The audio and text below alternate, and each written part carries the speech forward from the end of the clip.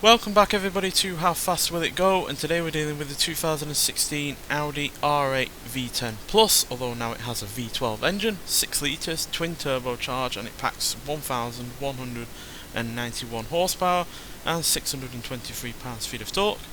Now weighs 2,735 pounds, still has its all-wheel drive system, and it can now do 0 to 60 in 2.017 seconds and 0 to 100 in 3.971 seconds, so easily one of the fastest accelerating cars that we've had on this series so far. And yeah, we've had 6 other Audis on this series so far as well, with the TT-RS being the quickest at 279, and then the RS3 sedan in second at 278 miles an hour. So you'd think with this being a supercar that it would be faster than those, but just like with extreme off-road silly builds, it's never a guarantee what will or won't be as a quick vehicle. So yeah, but nonetheless, let's get out there and see what it can do. So yeah, the V10 engine that you had in this originally pack about 950 horsepower, which is a decent amount, but yeah, we're certainly getting more out of this one, although I would say that the torque on this is a little bit on the low side of things, so if anything's going to harm this car's the chances of packing a good top speed, it's going to be the lack of torque. So yeah, that is a little bit of a concern, but still, there's 250 already. Took no time at all to get there. There's 265, 269, 270. So we're not going to be the slowest Audi that we've had, as yeah, there was one that I think went less than 270 miles an hour. Slightly kicked a barrier there that was slowed down slightly, but should gain that speed back in no time. The car is wandering a little bit, unfortunately, which is a bit of a concern. Yeah, there's 270 again. So we're going to come down to this downhill section now, where we will gain speed thanks to gravity, but as per usual, it is what we can do under our own steam. So that's 272, here we are, we're going down more now.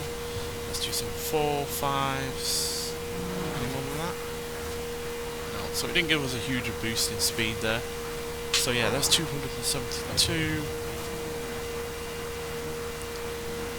I don't think we're going to get any more than that. Yeah, 272 is all we're getting. So yeah, that is not the fastest that we've had by any means. That is 7 mile an hour down. 7 mile an hour down on the TT-RS and 6 mile an hour down on the RS3 sedan. While also slower than the RS5 Coupe by 2 mile an hour.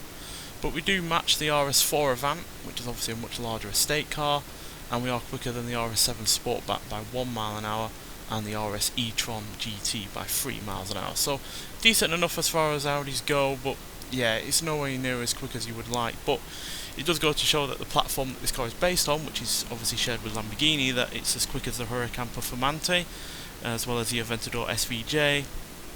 And it's also quicker than the Lotus Exige Cup 430, the Nissan Zen Nismo, as well as pretty fast cars like the Nissan GTR Nismo, Ferrari Monza SP2, and also quicker than the Ferrari 360 Challenge Stradale that we had in the previous episode by 2 mile an hour. So fairly good car in terms of its top speed and especially in terms of its acceleration, but handling wise it was really struggling in keeping in a straight line. It was wandering all over the place for whatever reason, so yeah, that did really harm us having an enjoyable run at getting a top speed, but ultimately it's the end result, and yeah, that's a fairly decent end result, but yeah, like I said, nowhere near the fastest Audi that we've had, so a little bit of a shame on that front, but on the whole, still a decent enough car.